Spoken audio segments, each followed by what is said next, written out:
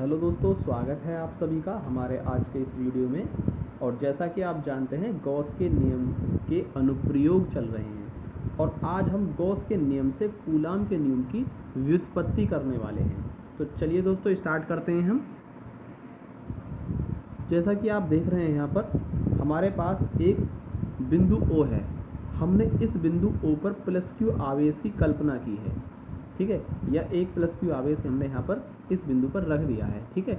और इस plus Q आवेश से स्मॉल r दूरी पर हमने एक बिंदु P माना है।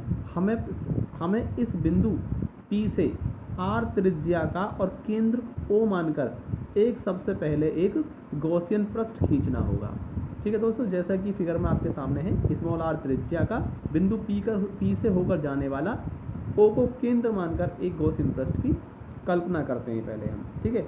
अब हम इस पर एक छोटा सा एलिमेंट ले लेते हैं P पर, जो कि कितना होगा, ds होगा। तो ds वेक्टर कितना होगा, एरियल वेक्टर, क्षेत्रीय वेक्टर जो होगा वो होगा आपका ds वेक्टर, इस दिशा में होगा।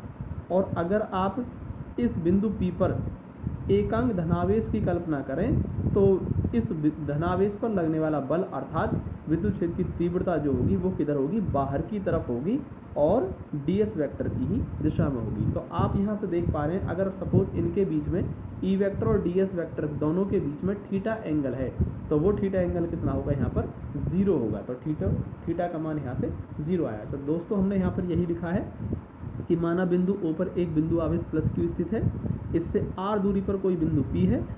O केंद्र का r त्रिज्या वाला एक गोला खींचा जो कि गॉसियन पृष्ठ का कार्य करेगा। ये जो गोला है यही गॉसियन पृष्ठ का कार्य करेगा, ठीक है, तथा बिंदु P से होकर जाता है, ठीक। अब आप देख रहे हैं यहाँ पर कि बिंदु P पर हम सबसे पहले इस प्लस Q आवेश के कारण तीव्रता की गणना करेंगे। और दोस्तों आपको पता है, अगर हमें किसी बिंदु पर तीव्रता पता है तो उस बिंदु पर अगर हम कोई परीक्षण आवेश की कल्पना करें तो उस आवेश पर लगने वाला बल हम निकाल सकते हैं। यही दोस्तों, यही विद्युत क्षेत्र की तीव्रता का भौतिक महत्व है, ठीक है। इसीलिए हम विद्युत क्षेत्र की तीव्रता पढ़ते हैं, क्योंकि विद्युत क्षेत्र की तीव्रता ज्ञात होने पर अगर हम उस बिंदु पर कोई परीक्षण आवेश रख दें तो हम वहां पर विद्युत बल का मान ज्ञात कर सकते हैं दोस्तों, ठीक है दोस्तों। तो चलिए हम स्टार्ट करते हैं आगे।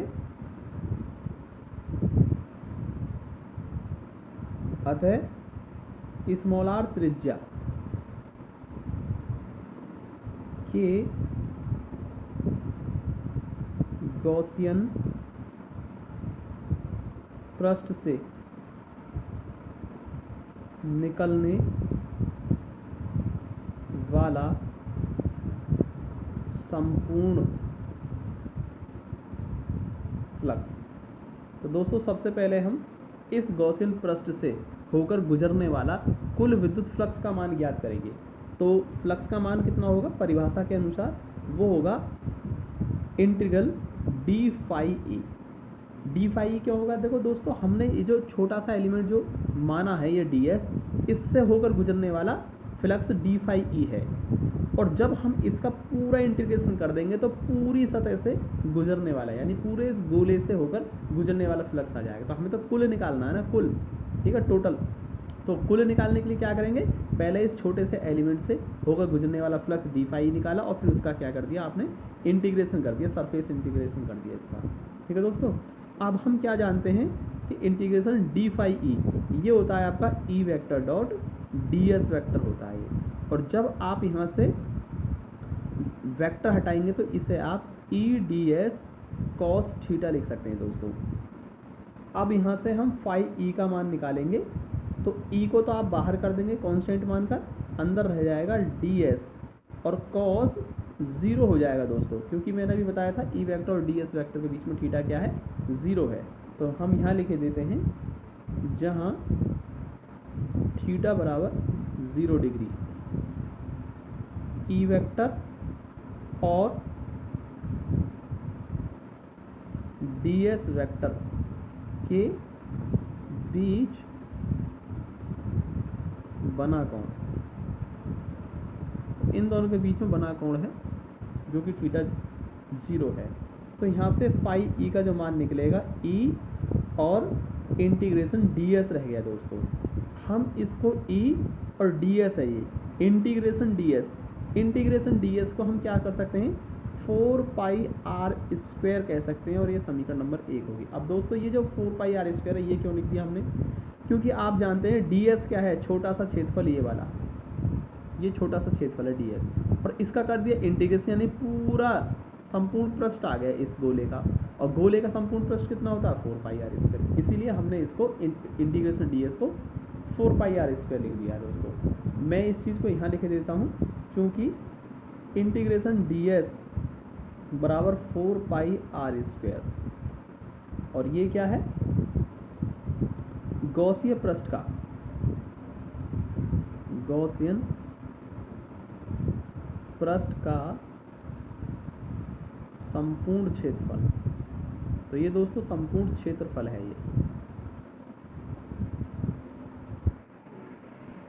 परंतु दोस्तों गॉस की प्रमेय से क्या होता है, फाई ई जो होता है क्यू बटे एप्सिलॉन 0 होता है, ऐसा गॉस ने बताया था। ठीक है दोस्तों, अब समीकरण 1 और 2, समीकरण 1 से भी फाई ई का मान निकाला जो कि परिभाषा के अनुसार है, और दूसरा गॉस की प्रमेय के अनुसार हमने फाई ई का मान निकाल दिया, यानी फ्लक्स एक बार परिभाषा से निकाला और दूसरी बार फ्लक्स हमने गॉस के अकॉर्डिंग ले लिया। तो हम देख रहे हैं कि समीकरण 1 और 2 से, समीकरण 1 व 2 से, तो समीकरण और 1 और 2 से दोनों क्या होना चाहिए, आपस में बराबर होने चाहिए, यानी कि e into 4 pi r square का मान q बटे एप्सिलॉन 0 के बराबर होना चाहिए। यहाँ से हम विद्युत क्षेत्र की तीव्रता E फाइंड कर लेंगे जो कि 1/4 पाई एप्सिलॉन नॉट और q बाई आर स्क्वायर के बराबर आ गई दोस्तों। ये E का मान निकल गया, यानी कि बिंदु P पर तीव्रता का मान निकल के आ गया ये दोस्तों। इस बिंदु P पर प्लस q आवेश के कारण तीव्रता का मान निकला है। अब हम इस बिंदु P पर ही एक परीक्षण आवेश Q0 की कल्पना करेंगे और इस Q के कारण इस Q0 पर लगने वाला विद्युत बल का, स्थिर विद्युत बल का मान ज्ञात कर लेंगे दोस्तों, और वही जो मान आएगा वही हमारा कूलाम का नियम आ जाएगा जो कि हम प्रूफ करने वाले हैं दोस्तों। तो हम चलिए कल्पना करते हैं प्लस Q0 परीक्षण आवेश की जो कि बिंदु P पर है। ठीक है दोस्तों, बिंदु P पर हमने एक परीक्षण आवेश Q0 की कल्पना की और प्लस Q के कारण अब हम इस परीक्षण आवेश Q0 पर लगने वाला बल ज्ञात कर रहे हैं जो कि कितना होता है, F बराबर Q0 E होता है। Q0 और E का ये जो मान ऊपर आया है इस मान को उठाकर यहाँ लिख देंगे हम, तो 1/4 पाई एप्सिलॉन नॉट Q बटे आर स्क्वायर, तो E का मान रखने पर आ गया ये। ठीक है दोस्तों, अब यहाँ से आप देख रहे हैं कि F बराबर 1/4 पाई एप्सिलॉन नॉट और Q0 बाई आर स्क्वायर हो गया दोस्तों। तो ये कुछ कूलाम का नियम ही आ गया। देखो दो वहाँ पर जो हम लेते थे कूलाम के नियम में Q1 और Q2 दो परीक्षण आवेश लेते थे, दो बिंदु आवेश लेते थे हम Q1 और Q2। तो यहाँ पर हमने एक आवेश Q लिया है और दूसरा Q0 है, यानी कि Q1 का मान Q है और Q2 का मान Q0 है, और बीच की दूरी जो लेते थे उसमें R दूरी लेते थे, तो उस पर कार्य करने वाला जो बल होता था वो इतना होता था, F बराबर 1/4 pi epsilon naught Q1 Q2 by r square, और यहाँ पर Q1 Q2 के मान Q और Q0 हैं, इसलिए ये भी एक तरीके से कूलाम का नियम ही है। ठीक है दोस्तों, तो F बराबर 1/4 pi epsilon naught Q0 by r square, यही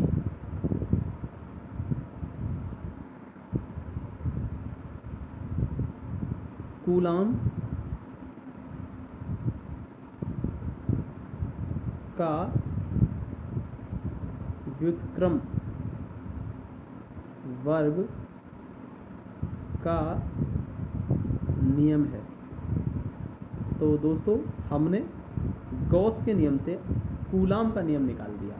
ठीक है, और कूलाम के नियम को हम व्युत्क्रम वर्ग का नियम भी कहते हैं, व्युत्क्रम वर्ग का नियम। ठीक है, क्योंकि यहाँ पर जो दूरी है, ठीक है, बीच की दूरी, उसका क्या आता है, व्युत्क्रम आता है और उसका वर्ग हो रहा होता है। ठीक है दोस्तों, तो आज का वीडियो हमारा यहीं ख़त्म होता है। मिलते हैं नेक्स्ट वीडियो में नए टॉपिक के साथ।